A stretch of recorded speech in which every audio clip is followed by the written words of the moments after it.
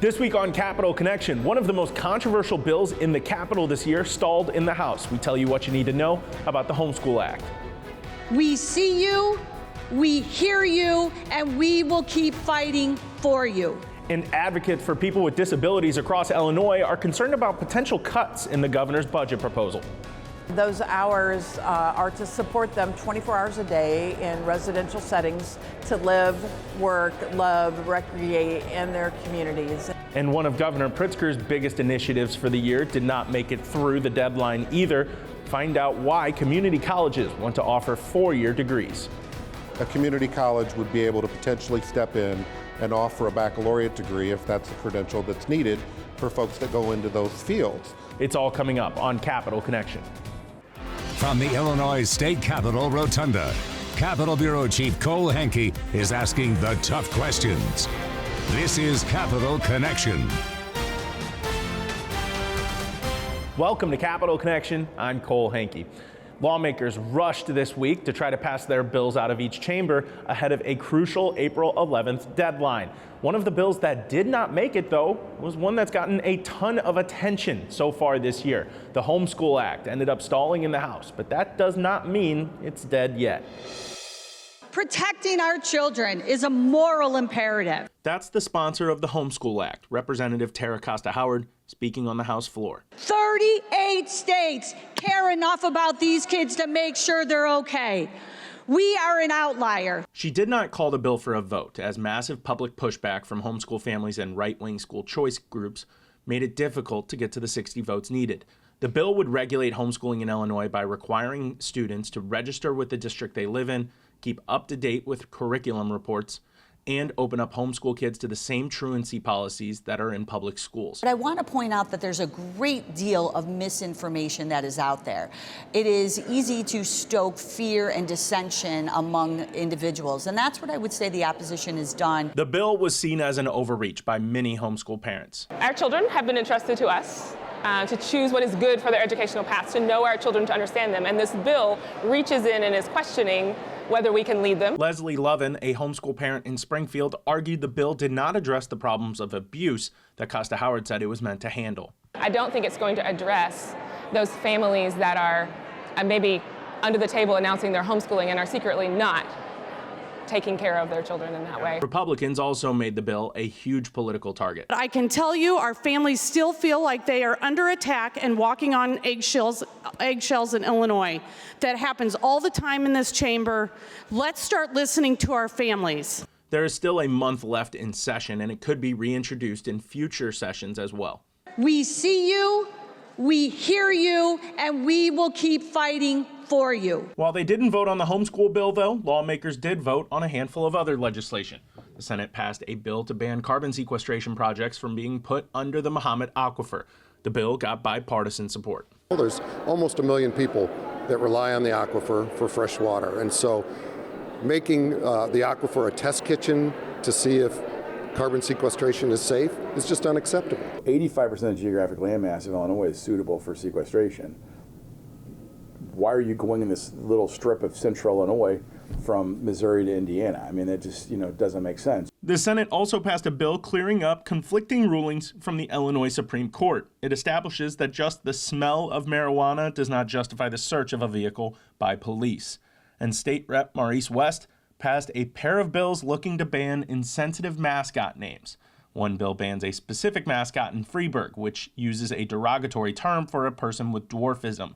And the other bill bans the use of Native American imagery for mascots. When we come back, we talk about a potential cut to disability services across the state that was in Governor Pritzker's budget address. We'll be right back.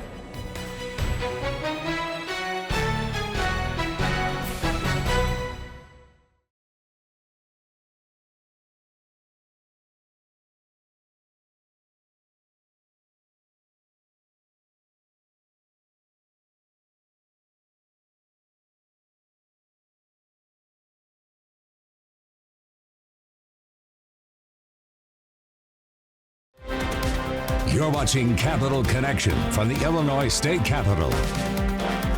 Welcome back. Joining us now, it's Lori Baker with the Association for Individual Development and the They Deserve More Coalition. Thank you so much for joining us. Thanks for having me. I wanted to have you on because you just got done with a committee talking about a budget issue that could be coming up, an issue specifically with the governor's budget proposal that has to do with direct support professionals and the hours that they have for the job. These are people that work with the disabled community in the state. They help take care of them. They help get through day-to-day life.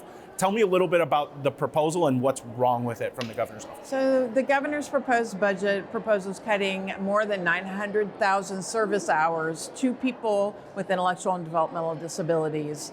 Those hours are to support them 24 hours a day in residential settings to live, work, love, recreate in their communities. And these are folks that need ongoing support to do activities of daily living. And if we cut 900,000 hours out of the service system from those people with intellectual and developmental disabilities, then they're going to be in danger of not being able to live effectively in their community.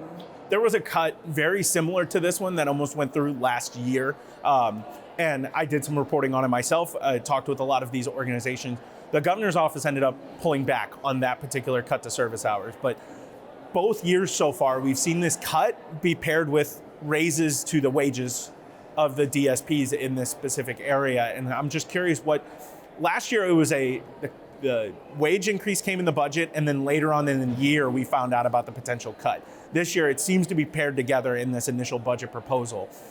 How is this developing right now? And was this part of the negotiation all along, or were you surprised by this? We were surprised. The community didn't realize that there was going to be this proposed cut of nearly 1 million service hours to people with intellectual and developmental disabilities in the governor's proposed budget. In late 2023, this initial cut that you were talking about was proposed through the Guidehouse rate methodology implementation.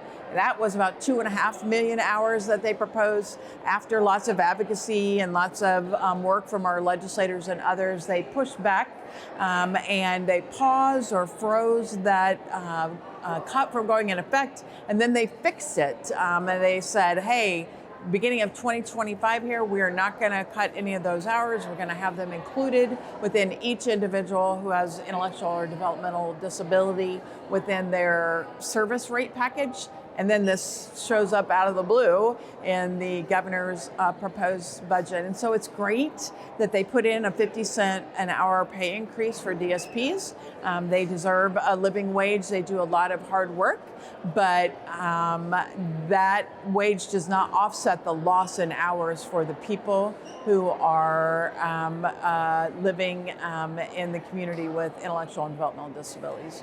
You mentioned the Guidehouse study, and that was really a design that's designed around getting the state up to par when it comes to services for the disabled community.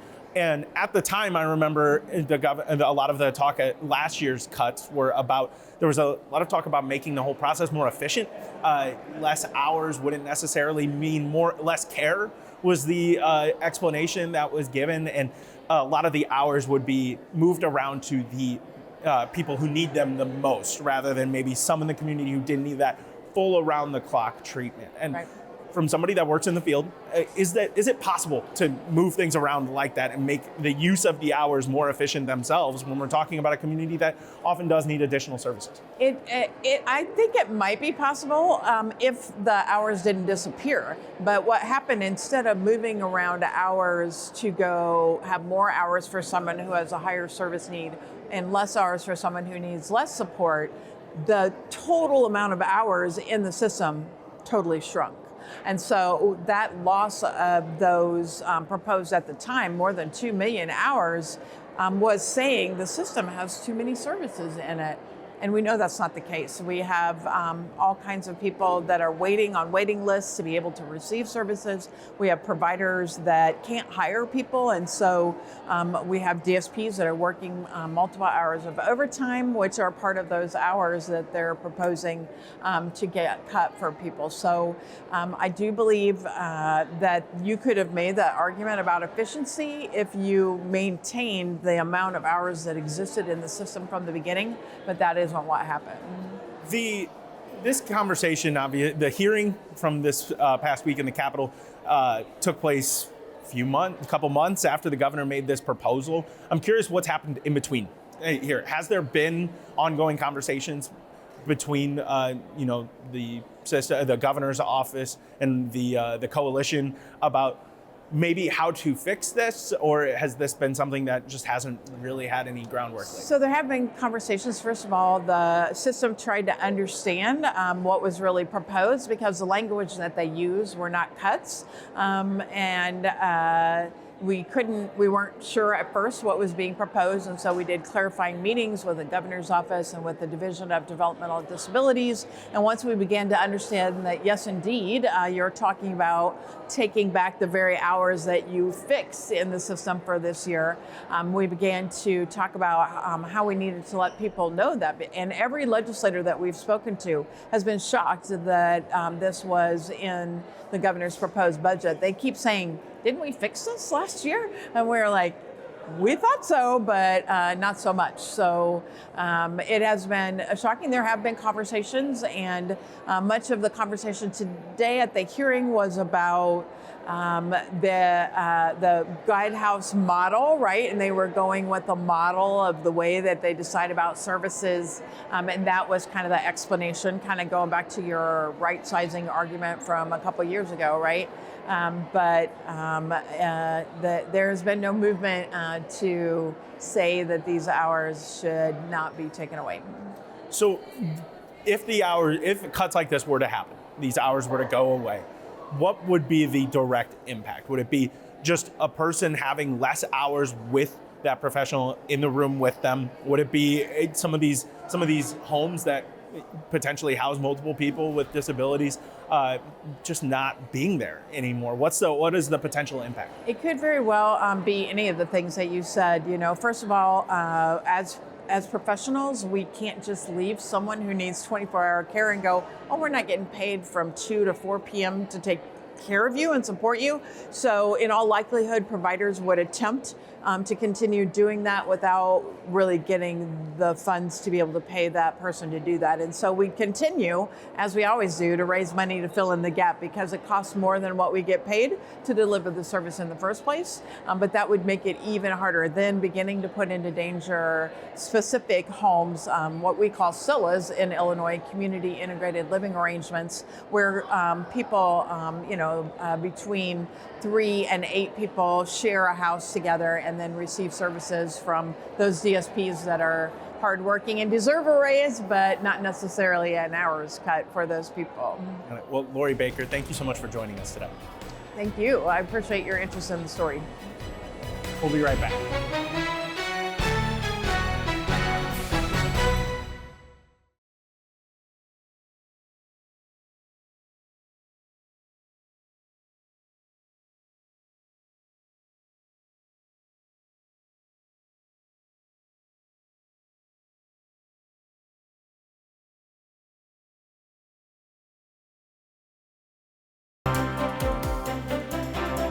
Capital Connection continues now.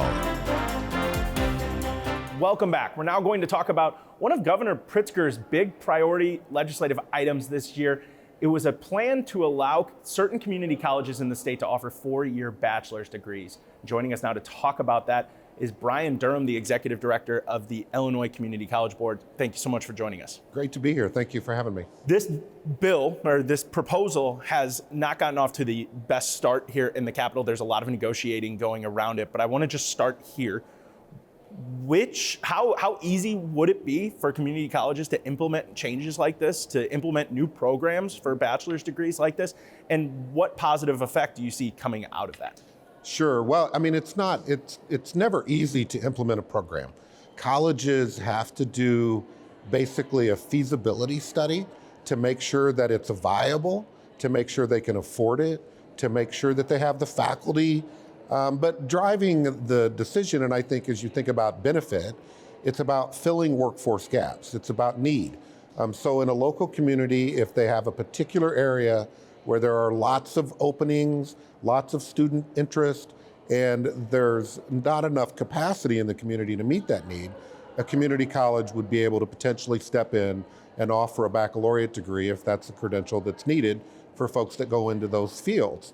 But colleges would have to engage in some really robust analysis and consider if it made sense in their area to do it. And that includes partnerships across the region with workforce providers, universities, other colleges for that matter. So you see this more as a more specific approach rather than just community colleges suddenly offering bachelor's degrees in every program they have. This would be more geared towards what that community needs. Absolutely, and I think that's a great way to put it.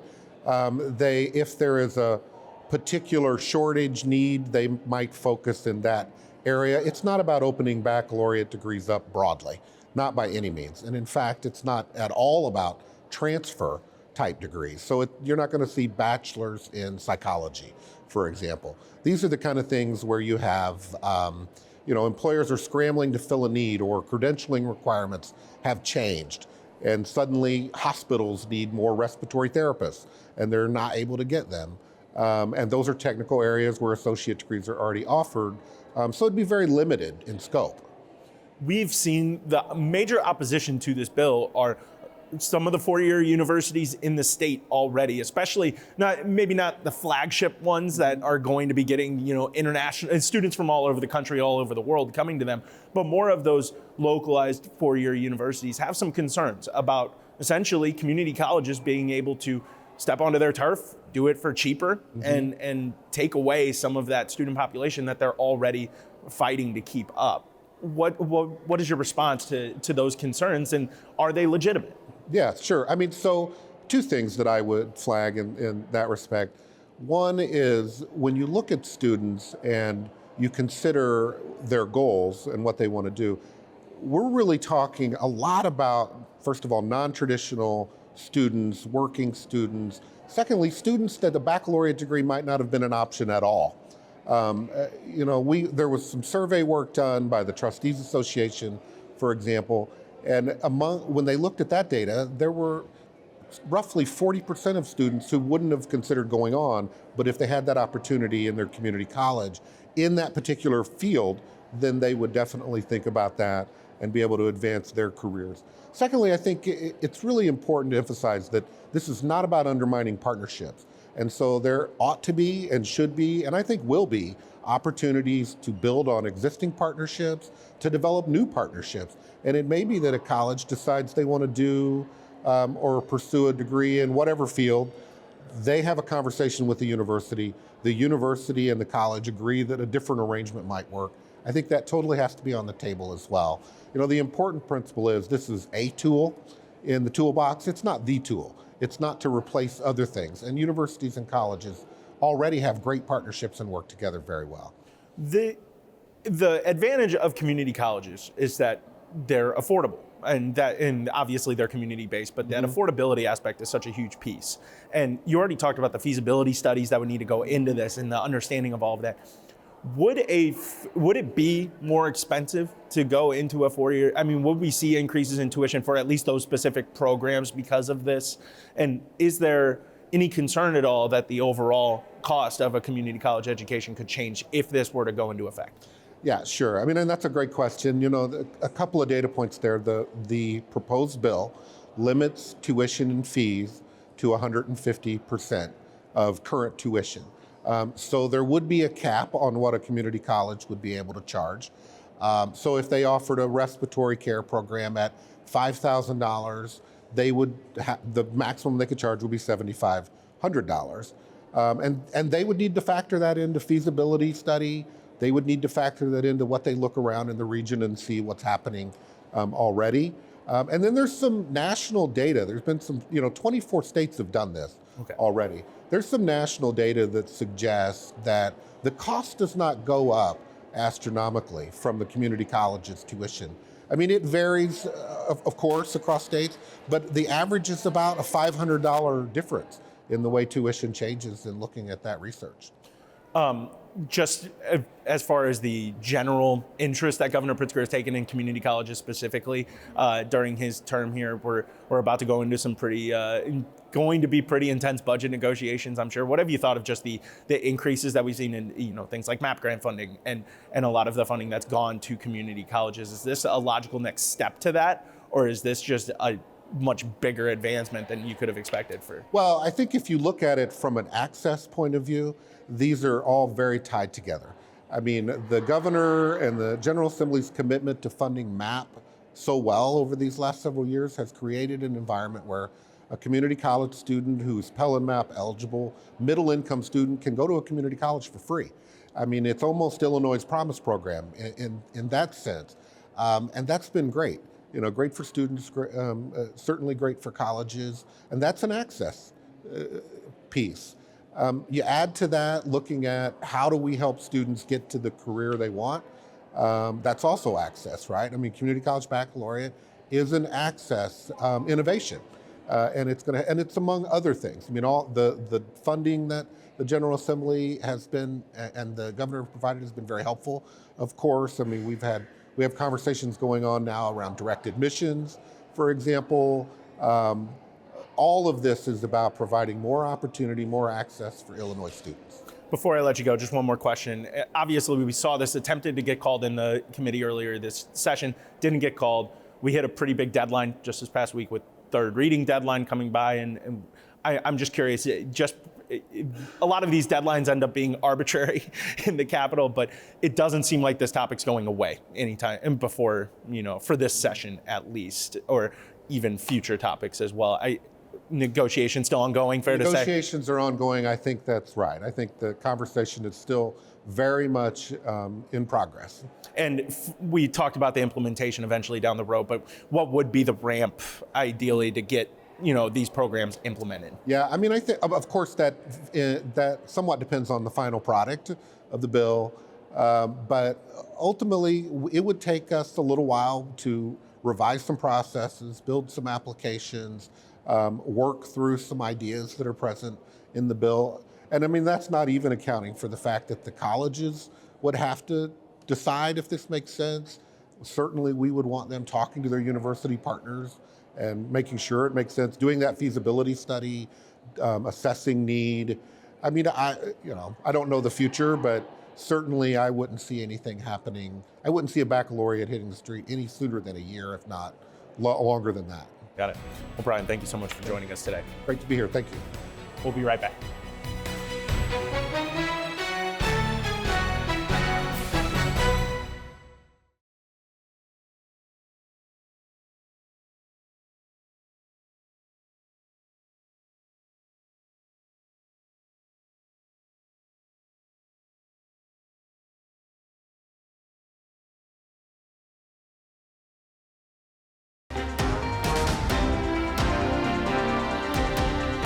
That will do it for us on this week's episode of Capital Connection. Thank you so much for joining us. We hope to see you again next week.